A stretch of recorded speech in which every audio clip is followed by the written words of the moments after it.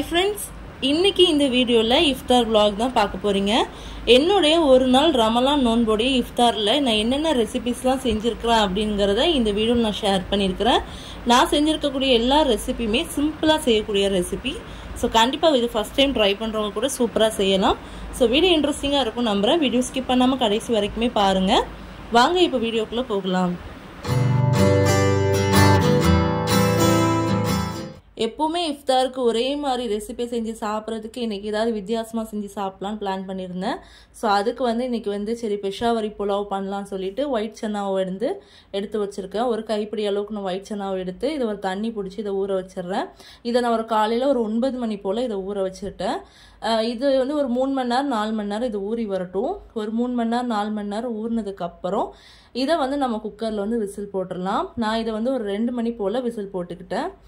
குக்கரில் கடலையை சேர்த்துட்டு இதை ஒரு 4 விசில் போட்டு எடுத்துக்கோங்க. இந்த புலாவ் ரெசிபி உண்மையிலே ரொம்பவே சூப்பராக இருக்கும். இது பாகிஸ்தானோட ஒரு ஃபேமஸான ஒரு ரெசிபி. நமக்கு எப்படி பிரியாணியோ அதே மாதிரி அவங்களுக்கு இந்த புலாவ் எல்லா ஃபெஸ்டிவலுக்கும் இதை அவங்க ட்ரை பண்ணுவாங்க. ஸோ ரொம்பவே டேஸ்ட்டும் சூப்பராக இருக்கும். கண்டிப்பாக நீங்களும் ட்ரை பண்ணி பாருங்கள். இதை ஒரு பக்கம் இன்னைக்கு விசில் போட்டுட்டு இன்னைக்கு இது கூடவே பீஃப் கபாப் ரோல் தான் பண்ணலான்னு முடிவு பண்ணியிருக்கிறேன். ஸோ அதுக்கும் சைடில் நம்ம மாவை பசஞ்சு வச்சிடலாம். இதை விசில் போடும்போது டைம் ஒரு 2 o'clock இருக்கும். ஸோ இப்போ நம்ம மாவை ரெடி பண்ணி வச்சிட்டோம் அப்படின்னா நமக்கு ரோல் பண்ணும்போது நல்லா சாஃப்டாகி கிடைக்கும். ஸோ மாவை கொஞ்சமாக உப்பு போட்டு பெசரி வச்சாச்சு. ஸோ கடலையும் நமக்கு வெந்து வந்துட்டு இப்போ வெந்ததுக்கப்புறம் இந்த கடலையும் ஓரமாக எடுத்து வச்சுட்டு இப்போ அதே குக்கரில் ஒரு 300 கிராம் அளவுக்கு நான் இன்றைக்கி பீஃப் எடுத்துருக்கிறேன். நல்லா இந்த மாதிரி பெரிய பெரிய பீஸாக எடுத்துக்கோங்க. நான் இன்றைக்கி ஒரு 1/2 kg அளவுக்கு தான் செய்ய போகிறேன். அதுக்கான மசாலா என்னெல்லாம் பார்த்துடலாம். ஒரு 1/2 டீஸ்பூன் மல்லி, ஒரு 6 7 ஏலக்காய் சேர்த்துக்கோங்க. ஒரு 3 பீஸ் பட்டை துண்டு சேர்த்துக்கோங்க. ஒரு 4 கிராம்பு சேர்த்துக்கோங்க. ஒரு 1 டீஸ்பூன் அளவுக்கு சீரகம் சேர்த்துக்கோங்க. ஒரு 1/2 டீஸ்பூன் அளவுக்கு சோம்பு சேர்த்துக்கோங்க. ஒரு 1 டீஸ்பூன் அளவுக்கு மிளகு சேர்த்துக்கோங்க. இந்த ஸ்பைசஸை நம்ம அப்படியே மிக்சியில் அரைச்சி பவுடர் பண்ணி எடுத்துக்கலாம். இதை வறுக்கணும்னு அவசியம் இல்லை, டைரெக்டாக பவுடர் பண்ணிடலாம். இதை நல்லா பவுடர் பண்ணி எடுத்தாச்சு. இந்த மசாலாவை வச்சு தான் இன்றைக்கி இந்த ரெசிபியை நம்ம பண்ண போகிறோம். இப்போ ஒரு குக்கரில் நம்ம வாஷ் பண்ணி வச்சுருக்கிற பீஃபை சேர்த்துக்கலாம். பீஃபை சேர்த்துட்டு இது கூட 1 டீஸ்பூன் அளவுக்கு இஞ்சி பூண்டு விழுது சேர்த்துக்கோங்க. பீஃபுக்கு தேவையான அளவுக்கு உப்பு சேர்த்துக்கோங்க.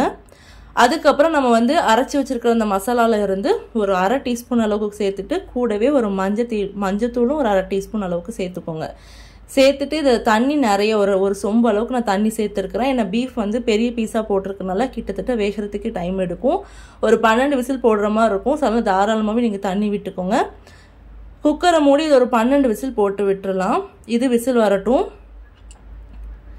இது கூடவே இன்னைக்கு பீஃப் கபாப் பண்ணுறதுக்கு நான் ஒரு 200 கிராம் அளவுக்கு பீஃப் எடுத்துருக்கிறேன். இதை ஒரு மிக்சர் ஜாரில் சேர்த்துக்கலாம்.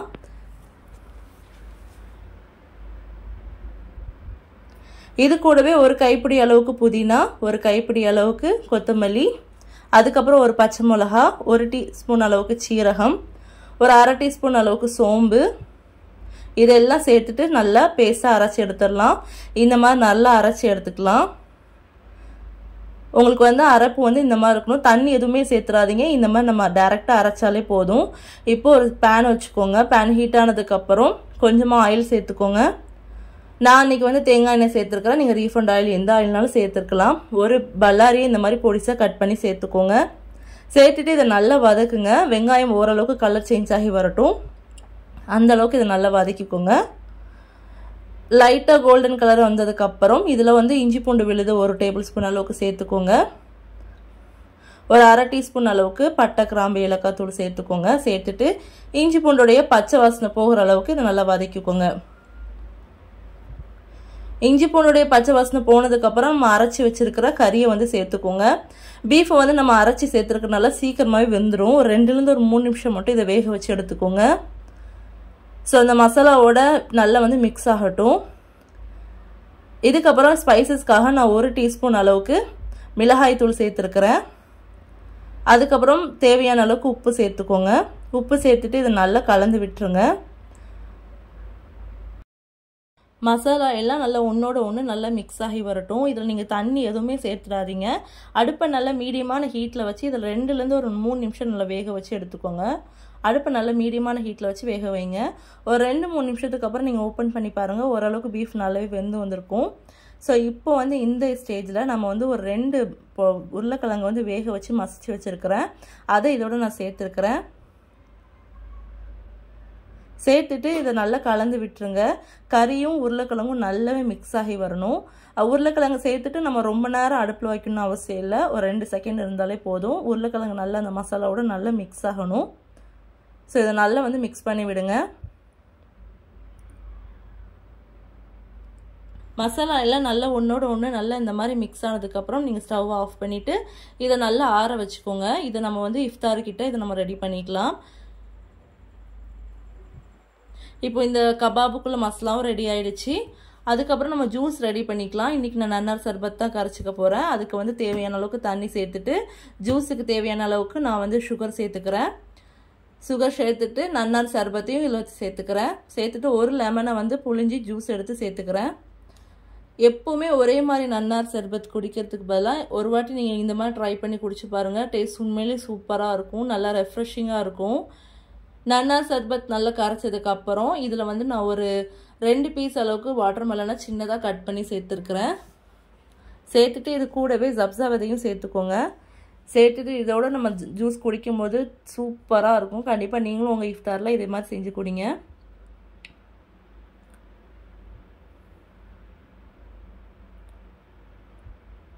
ஒன் சைடில் ஜூஸையும் நம்ம ரெடி பண்ணி வச்சாச்சு. இப்போ வந்து கபாபுக்கு வந்து ஷீட் மாதிரி ரெடி பண்ணணும். அதாவது நம்ம வந்து கபாபை ரோல் பண்ணுறதுக்கு ஷீட் தேவைப்படும். நீங்கள் சம்சா ஷீட் உங்கள்கிட்ட இருந்துச்சு அப்படின்னா அதையும் நீங்கள் இதில் யூஸ் பண்ணிக்கலாம். ஸோ நான் ரெடி பண்ணி வச்சுருந்த மாவு வந்து இந்த மாதிரி மெல்லிசான சப்பாத்தி மாதிரி நல்லா திரட்டிக்கிறேன். ஸோ நல்லா மெல்லிசாக திரட்டிக்கோங்க. உங்கள்கிட்ட சம்சா ஷீட் இருந்துச்சு அப்படின்னா நீங்கள் அதை கூட இதில் யூஸ் பண்ணிக்கலாம். ஸோ இந்த மாதிரி எல்லா ஷீட்டையும் மெல்லிசாக திரட்டி எடுத்துக்கலாம். ரொம்ப குண்டாக இருக்கக்கூடாது, ரொம்ப மெல்லிசாக இருக்கணும். சம்சா சீட்லாம் இருக்கும்ல அந்த மாதிரி நல்லா மெல்லிசாக திரட்டி எடுத்துக்கோங்க. ஸோ இந்த மாதிரி திரட்டி எடுத்ததுக்கப்புறம் ஒரு தோசை தவாவில் வந்து லேசாக ஹீட் பண்ணி எடுத்துக்கோங்க. அடுப்பை நல்லா மீடியமான ஹீட்டில் வச்சுட்டு போட்ட உடனே திருப்பி போட்டுருங்க. ரொம்ப கலர்லாம் சேஞ்ச் ஆகணும்னு அவசியம் இல்லை. லைட்டாக வெந்தாலே போதும். உங்களுக்கு வீடியோவில் பார்க்கும்போதே தெரியும். ஸோ போட்ட உடனே லைட்டாக கலர் சேஞ்ச் ஆகும். அதை உடனே திருப்பி விட்டுருங்க. அதுக்கப்புறம் 2 செகண்டில் எடுத்துருங்க. ஸோ இந்த மாதிரி எல்லா ஷீட்டையும் ரெடி பண்ணி எடுத்தாச்சு. இப்போ ரெடி பண்ண ஷீட்டை எல்லாத்தையுமே நம்ம சின்ன சின்ன பீஸாக கட் பண்ணிக்கலாம். நம்ம இதை வந்து நல்லா ரோல் பண்ணிவிட்டு கட் பண்ணிக்கலாம். இல்லை 2 அந்த மாதிரி நடுவில் கீறிட்டு அதுக்கப்புறம் வச்சு ரோல் பண்ணுங்கள். ரோல் பண்ணிவிட்டு சின்ன சின்ன நூடுல்ஸ் மாதிரி இதை கட் பண்ணி எடுத்துக்கோங்க. உங்கள்கிட்ட சம்சா சீட் இருந்தால் அதையும் இதே மாதிரி நீங்கள் ட்ரை பண்ணுங்கள். சூப்பராக இருக்கும். இந்த மாதிரி எல்லாத்தையும் எடுத்ததுக்கப்புறம் இதில் கொஞ்சமாக நம்ம மைதா மாவு வந்து தூற்றி விட்டுக்கலாம். அப்போ தான் வந்து ஒன்றோட ஒன்று ஒட்டாமல் இருக்கும். லைட்டாக தூற்றி விட்டுக்கோங்க. ரொம்ப தூத்துன்னு அவசியம் இல்லை. ஸோ இந்த மாதிரி தூற்றிட்டு இது ஒன்றோட ஒன்று ஒட்டாமல் இருக்கும். இந்த மாதிரி எல்லாத்தையும் ரெடி பண்ணி வச்சுக்கோங்க. இப்போ வந்து கபாபுக்கான மசாலாவை டிப் பண்ணுறதுக்கு கொஞ்சோண்டு மைதா பேஸ்ட் ரெடி பண்ணிக்கலாம். மைதா மாவு 2 டேபிள் ஸ்பூனில் அது கொஞ்சமாக உப்பு சேர்த்துட்டு லைட்டாக தண்ணி கலந்து இது ஒரு பேஸ்ட் மாதிரி கரைச்சி எடுத்து வச்சுக்கோங்க. இப்போ கபாபுக்கான மசாலாவும் ரெடியாக இருக்குது. இப்போ வந்து கபாப் வந்து உங்களுக்கு என்ன ஷேப்பில் பிடிக்கணும்னு தோணுதோ அந்த ஷேப்பில் நீங்கள் பிடிச்சிக்கோங்க. நான் இந்த மாதிரி பிடிச்சிக்கிறேன். இதை கொஞ்சம் நல்லா ரோல் பண்ணிக்கோங்க கையால். இந்த மாதிரி ரோல் பண்ணிவிட்டு இதை வந்து நம்ம அந்த கரைச்சி வச்சுருக்கிற மைதா மாவில் டிப் பண்ணிவிட்டு இந்த இதில் வச்சு ரோல் பண்ணி எடுத்துக்கோங்க. இந்த மாதிரி எல்லாத்தையும் நம்ம ரோல் பண்ணி எடுத்துக்கலாம்.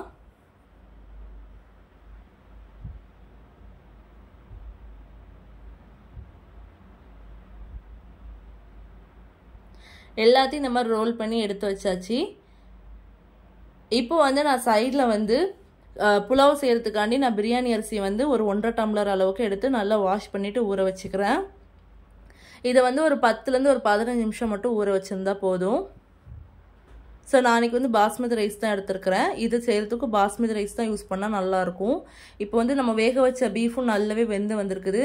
நல்லா சாஃப்டாக வெந்து வர்ற அளவுக்கு நீங்கள் பார்த்துக்கோங்க. இப்போ புலாவ் செய்ய ஸ்டார்ட் பண்ணிடலாம்.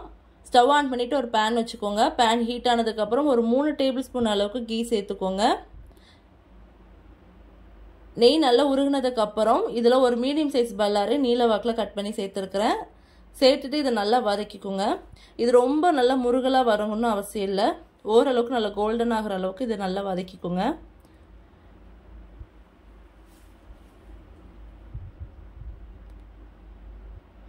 வெங்காயம் இந்த அளவுக்கு நல்லா வதங்கி வந்ததுக்கப்புறம் இதில் ஒரு 2 டேபிள் ஸ்பூன் அளவுக்கு இஞ்சி பூண்டு விழுது சேர்த்துக்கோங்க.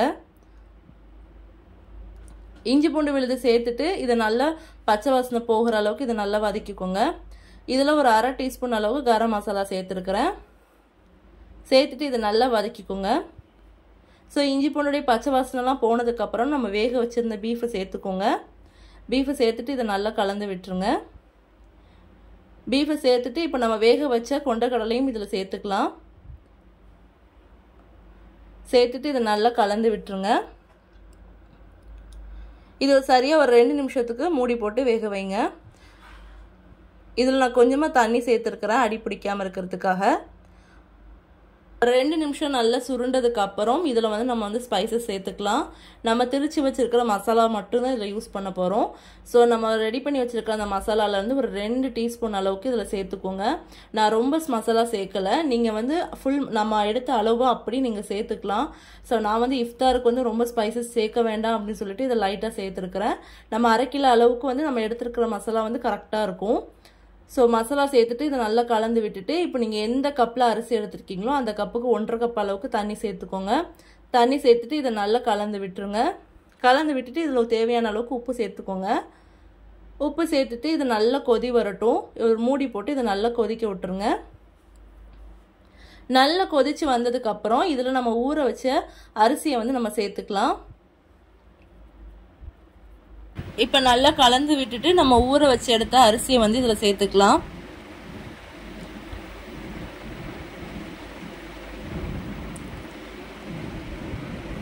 அரிசியை சேர்த்துட்டு இதை நல்லா கலந்து விட்டுருங்க. கலந்து விட்டுட்டு இதை ஒரு மூடி போட்டு நல்லா வேக வச்சு எடுத்துக்கலாம்.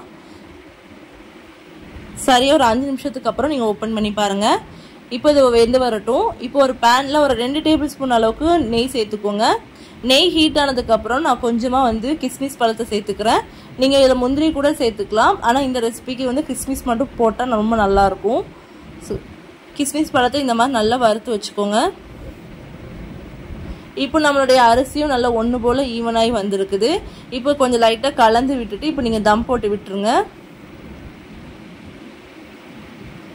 நல்லா இந்த ஸ்டேஜ் வந்ததுக்கப்புறம் நீங்கள் தம் போட்டு விட்டுருங்க. ஸோ அரிசியை ஒன்று போல் நல்லா பரட்டி விட்டுட்டு நம்ம ஃப்ரை பண்ணி வச்சுருக்கிற கிஸ்மிஸையும் சேர்த்துட்டு அப்படியே ஒரு மூடி போட்டு ஒரு 20 நிமிஷம் நீங்கள் தம் போட்டு விட்டுருங்க. அடுப்பை நல்லா சிம் பண்ணிவிட்டு ஒரு தோசை தவா வச்சுட்டு அதுக்கு மேலே இதை வச்சுட்டு ஒரு 20 நிமிஷம் தம் போட்டு விட்டுருங்க. ஒரு 20 நிமிஷத்துக்கு அப்புறம் நீங்கள் ஒரு தம் ஓப்பன் பண்ணி பார்த்தீங்க அப்படின்னா நம்மளுடைய ரைஸ் சூப்பராகவே குக் ஆகி வந்திருக்கும். நல்லா சூப்பராக இருக்கும் இந்த புலாவ் ரெசிபி. கண்டிப்பாக நீங்களும் உங்களோட இஃப்தார் டைமில் இதை ட்ரை பண்ணி பாருங்கள். இஃப்தார் இல்லைனா சஹரில் கூட இந்த ரெசிபியை ட்ரை பண்ணலாம். உண்மையிலே டேஸ்ட் சூப்பராக இருக்கும். கண்டிப்பாக இதை ட்ரை பண்ணி பார்த்துட்டு எப்படி இருந்துச்சுங்கிறத உங்கள் ஃபீட்பேக்கை என்னுடைய கமெண்ட் செக்ஷனில் கமெண்ட் பண்ணுங்கள்.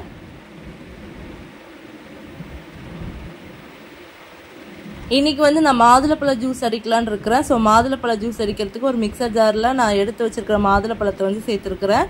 சேர்த்துட்டு காய்ச்சி ஆற வச்ச பாலை வந்து இதில் சேர்த்துக்கிறேன். சேர்த்துட்டு இதில் வந்து நான் அடித்து எடுத்துக்கிறேன்.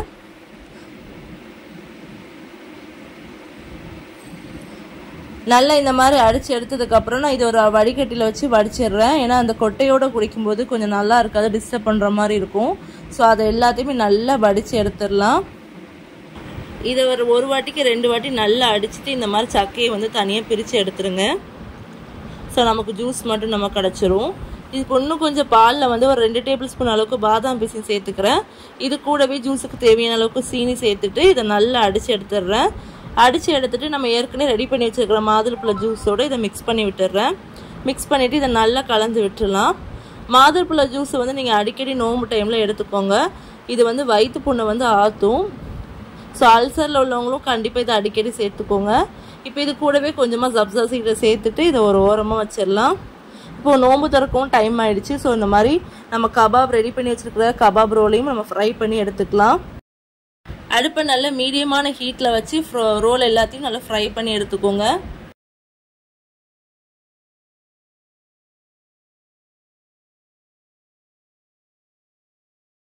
இந்த மாதிரி நல்லா திருப்பி திருப்பி போட்டு கோல்டன் கலர் ஆகிற அளவுக்கு நல்லா வெயிட் பண்ணி ஃப்ரை பண்ணி எடுங்க. இதே மாதிரி எல்லா ரோலையும் நம்ம ஃப்ரை பண்ணி எடுத்துக்கலாம்.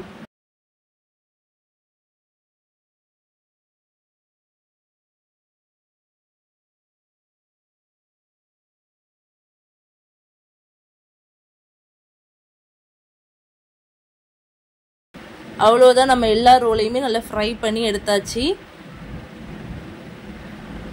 இப்போ நம்ம ரெடி பண்ணி வச்சிருக்க எல்லாத்தையும் எடுத்து வச்சுட்டு நம்ம துவா செய்ய உட்காந்துடலாம். அவ்வளோதான். இந்த வீடியோவில் சொல்லியிருக்கக்கூடிய எல்லா ரெசிபீஸும் உங்களுக்கு பிடிச்சிருந்தா கண்டிப்பாக நீங்களும் ட்ரை பண்ணி பாருங்கள். ட்ரை பண்ணி பார்த்துட்டு எப்படி இருந்துச்சுங்கிறத கமெண்ட் செக்ஷனில் கமெண்ட் பண்ணுங்கள். இந்த வீடியோ பிடிச்சிருந்தா லைக் பண்ணுங்கள். மறக்காமல் சேனலை சப்ஸ்கிரைப் பண்ணி பக்கத்தில் உள்ள பெல் ஐக்கானையும் கிளிக் பண்ணுங்கள். தேங்க்ஸ் ஃபார் வாட்சிங்.